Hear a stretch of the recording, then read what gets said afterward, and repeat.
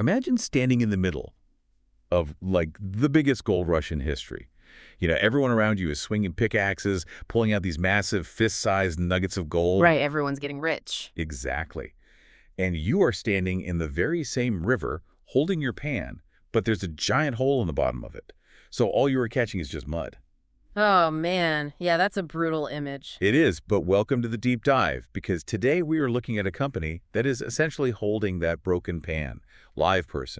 They are an AI and customer engagement company operating right in the middle of this historic tech gold rush, but their stock is absolutely cratered, like down nearly 86% in a single year. Yeah, it really is a striking paradox. We've been looking at a massive stack of equity research and recent SEC filings today just to try and figure out what is actually happening beneath all the polished corporate PR. Because we have to figure out, like, how does a tech company starve in the middle of an absolute feast? Right. We need to determine if this company is just a doomed ship taking on water way faster than management can bail it out, or if, they've quietly engineered this brilliant survival strategy that the broader market is just completely mispricing right now. Because the numbers we are looking at are frankly staggering. Yeah. I mean, they have a microscopic $26.6 million market cap.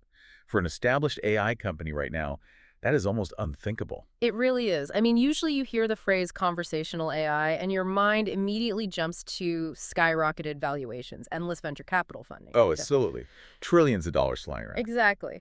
But LivePerson is stark proof that, a rising tide does not lift all boats if your hull is structurally compromised. Yeah, the hull is definitely breached here. So let's start by looking at the actual engine of the business to understand that structural compromise. Because I was looking at their Q2 2025 financial results, and it just paints a picture of a trajectory in a very pronounced, undeniable decline. Yeah, the word decline might even be putting it mildly. Right. So revenue came in at $59.6 million. That is a severe 25.4% drop compared to the exact same period the year before. And if you zoom out to look at the trailing 12-month revenue, it's still down almost 17%. 16.88 to be exact. A 25% year-over-year revenue drop. Again, in the middle of the biggest AI boom we've ever seen. That isn't just a bad quarter, right? Yeah. That points to a fundamental breakdown in what they are actually selling. Oh, completely. And, the profitability metrics are somehow even more painful. Do share, because I know they're bad. Well, the net margin over the trailing 12 months sits at a negative 26.32%. And earnings per share, or EPS, over that same period is negative $5.90. Wow. Yeah. For a company whose stock is currently trading in the single digits, I mean, bleeding nearly $6 a share is just completely unsustainable. Yeah, that math doesn't work out for very long. Not at all. And the company's own adjusted EBITDA guidance for the full year of 2025 is this very wide, super uncertain range from negative $3 million to positive $7 million. Okay, let's translate that for a second, because EBITDA is one of those acronyms Wall Street just loves to throw around to make things sound overly complicated. Sure point, yeah. It basically just means their operating profit before you factor in things like taxes, interest, and depreciation, right? Like, it's just a way to see if the core business model actually makes any money before the accountants start moving things around on the balance sheet. That is the perfect way to look at it, yeah. EBITDA strips away all the financial engineering to show you the raw cash-generating power of the business operations. Right. And LivePerson's guidance suggests their core engine might still be actively burning cash. Furthermore, a subsequent Q1 2026 report confirmed that these continued losses on, lower revenue are persisting. The deterioration didn't just magically stop after Q2. It just keeps going. But honestly, the metric that really stops me in my tracks is the customer acquisition data. So the reports show that in Q2 2025, LivePerson signed 38 deals. Which on paper sounds pretty good. Exactly. 38 signed contracts sounds like you have a busy, functioning sales team. But then you look at the fine print. Out of those 38 deals, only 3 were actually new customers. Yeah, that is a huge red flag. But 35 of them were just renewals or upsells to existing clients. It's like having a restaurant where your regulars are ordering more expensive meals, but absolutely no one new is walking through the front door. Eventually, that restaurant is going to close. That's a great analogy. That glaring disparity signals massive churn and an incredibly weak ability to attract new business. We need to look at the mechanism behind why they can't bring new clients through the door anymore. Right, because they used to be a big deal in this space. Oh, absolutely. LivePerson was an early pioneer in conversational commerce. Essentially, they built the infrastructure for brands to message with consumers online. But the underlying technology in that space shifted, seemingly overnight. You're talking about the shift from the older rules-based chatbots to generative AI, right? Precisely. So pre-2022, decision tree chatbots were the industry standard. Like when a customer clicks 1 for returns and 2 for billing, and it's just super frustrating. Exactly, those rigid menus. And LivePerson had a massive, strong foothold there. But the explosion of large language models, like ChatGPT, totally changed the baseline of what enterprise customers expect now. Because now you expect the bot to actually understand what you're typing. Right. Newer, highly agile startups and massive tech giants are now offering native generative AI tools that understand context and nuance right out of the box. So LivePerson's legacy infrastructure is suddenly competing in a fundamentally different landscape. So their technical moat just vanished. It eroded completely. They are trying to retrofit a legacy house while their competitors are out there building entirely new skyscrapers. So it's literally like selling the absolute best flip phone on the market the day after the smartphone launched. You might still have some loyal customers who just love the physical keyboard, but no one new is walking into your store to buy one. You are effectively cut off from the future market. That dynamic is exactly what is driving the single silver lining we saw in these fundamentals. Oh, right. There was a silver lining. A small one, yeah.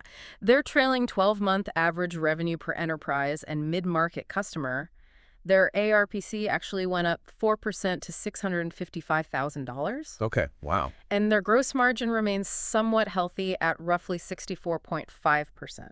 Okay, so the flip phone loyalists are actually spending more money. They have decent gross margins, and these customers are spending over $600,000 on average. But the company overall is still bleeding to death.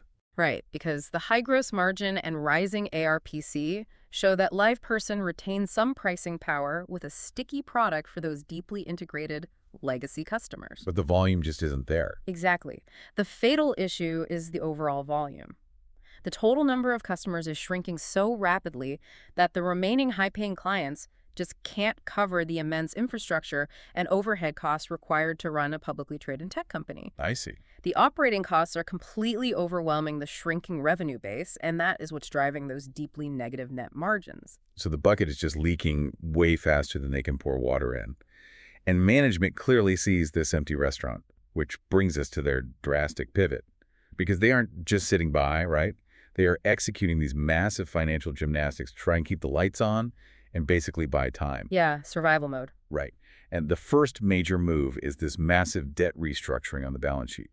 They executed an exchange that captured a, quote, $181 million discount. Right. And for anyone who doesn't spend their days looking at distressed corporate debt, a $181 million discount isn't like using a coupon at the grocery store. It is a harsh, glaring reflection of the company's financial distress. How so? Well, LivePerson had a very large amount of debt owed to bondholders. Because the company's future is so incredibly uncertain, those bonds were likely trading for pennies on the dollar in the open market. So the bondholders are looking at LivePerson and thinking, this company might actually go bankrupt and we will lose absolutely everything. Exactly. And management goes to those bondholders and essentially offers a deal. They say, let us retire or swap this debt right now at a fraction of its original face value, and you'll at least get something rather than risking getting zero in bankruptcy court. Oh, wow. So the bondholders just take the haircut. They take the haircut. And through this mechanism, LivePerson magically deleveraged its balance sheet by $226 million.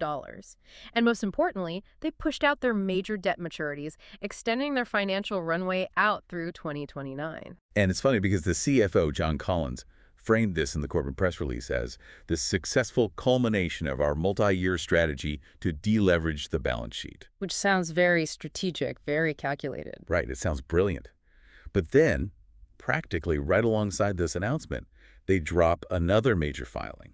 An 8K details that LivePerson has entered into a merger agreement with SoundHound AI. And just to clarify for anyone unfamiliar, an 8K is the mandatory form companies file with the SEC to announce major immediate events that shareholders need to know about right now. Stuff like executives resigning, bankruptcy, or, yeah, a merger. Right. And the language in LivePerson's PR describes this merger as representing, quote, premium value for stockholders. Okay, I have to push back on this entire narrative of premium value and multi-year strategies because I am looking at a standalone market cap of just over $26 million. We just established that the revenue is in free fall, they're technologically outpaced, they can't acquire new customers, and they're actively burning cash. Well, So if the core engine of the business is fundamentally failing, does extending the debt runway to 2029 even matter? Isn't this massive debt restructuring just dressing up the bride, like they are just cleaning up the balance sheet enough to make sure a soundhound is actually willing to take them on? you know, the financial media seems to echo your exact skepticism here. When you look at the headlines from independent outlets analyzing this deal, they don't use phrases like strategic expansion. I bet they don't. No. They describe the merger as an urgent plea and a survival measure.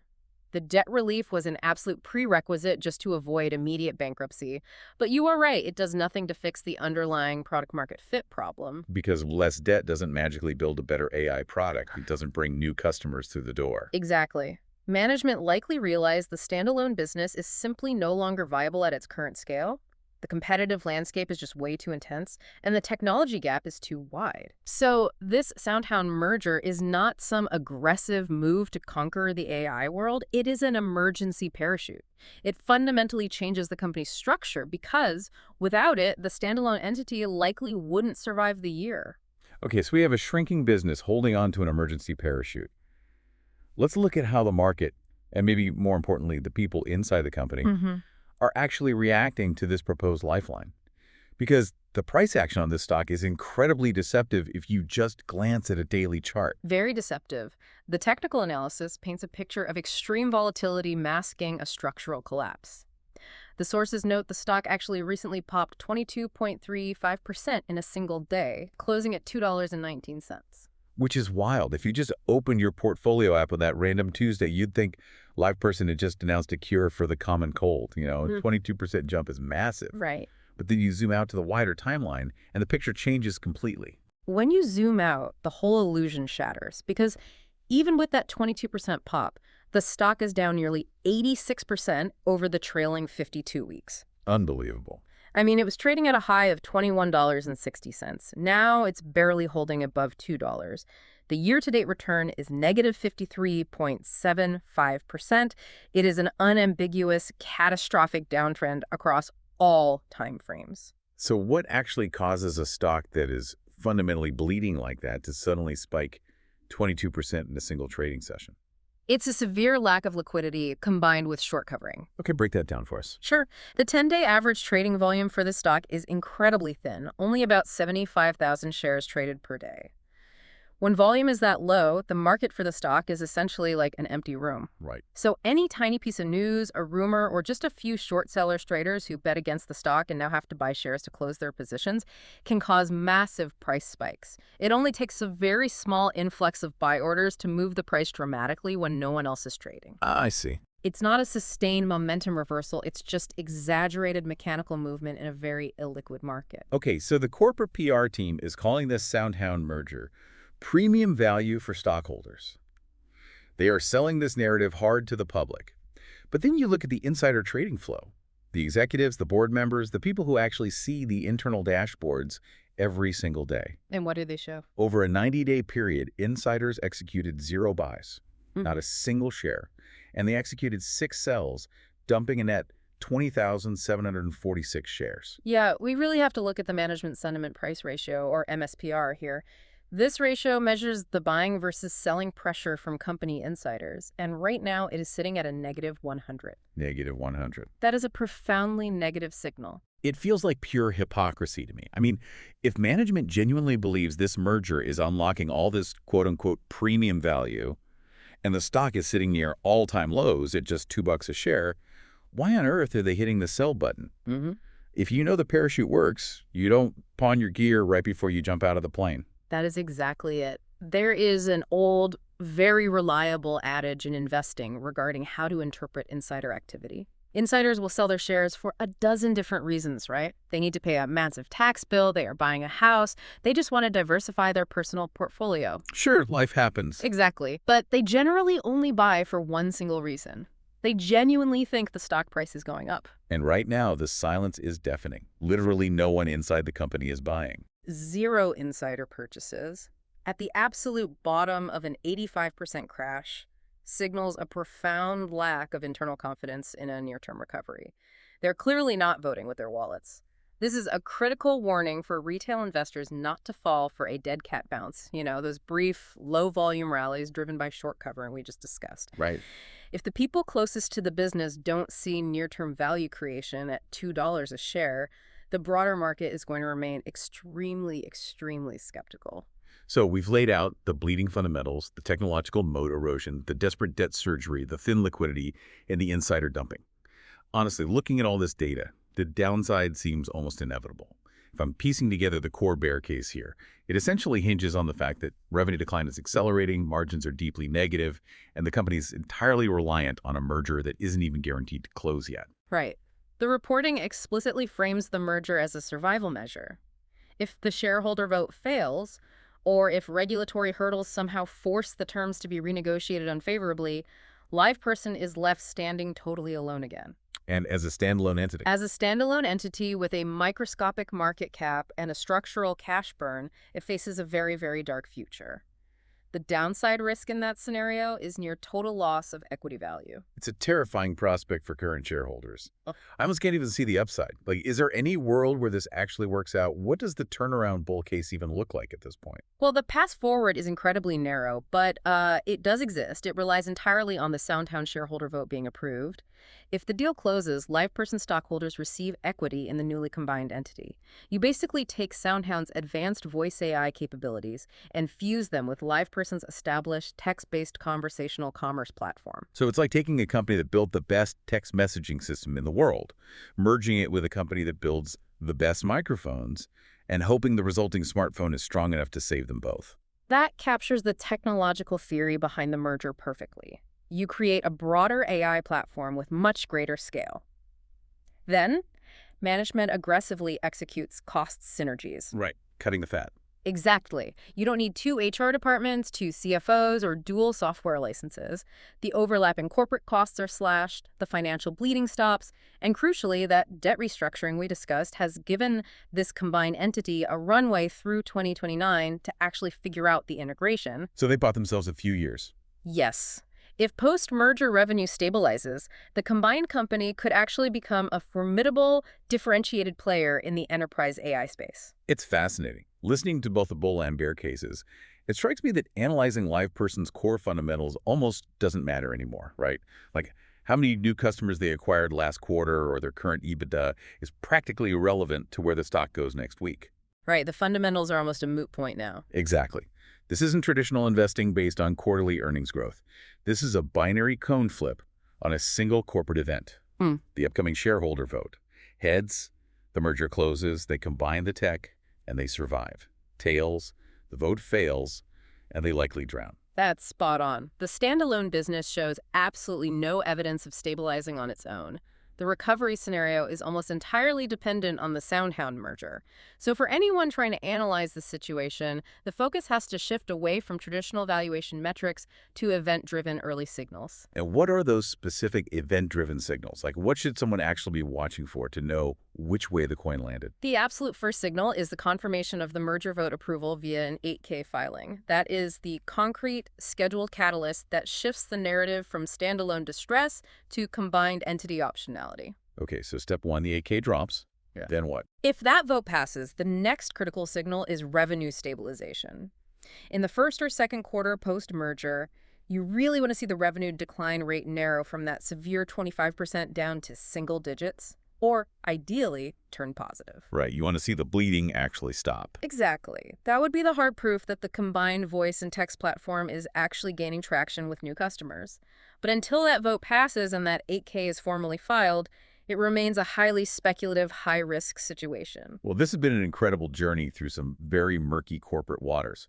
As we wrap up this deep dive, I really want to emphasize why this story matters to you, the listener, even if you never plan to invest a single dime in LivePerson or SoundHound, because it is an absolute masterclass in reading between the lines of corporate communications. It really reinforces the necessity of critical thinking in the financial markets today. In a world of constant information overload, you have to verify the polished narrative against the raw numbers.